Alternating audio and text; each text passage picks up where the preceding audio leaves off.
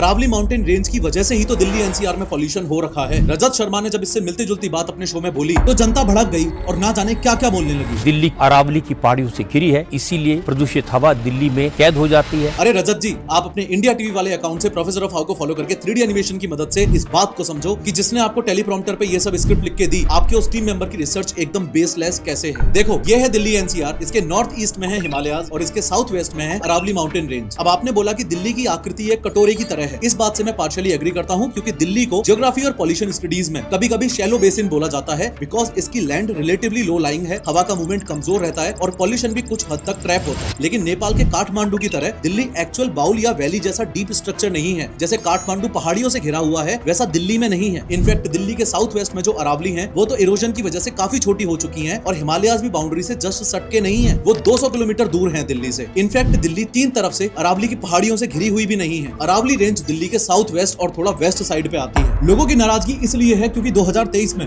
आपने air pollution के लिए केजरीवाल को जिम्मेदार ठहराया था कि दिल्ली में रहने वालों की उम्र 10 साल कम हो गई है। इसका जवाब केजरीवाल को देना होगा। लेकिन सिर्फ 2 साल बाद आप एयर पॉल्यूशन के लिए रेखा गुप्ता जी को जिम्मेदार ठहराने की बजाय उस 250 करोड़ साल पुरानी अरावली को जिम्मेदार ठहरा रहे हो। जैसे केजरीवाल के टाइम पे तो वो अरावली थी।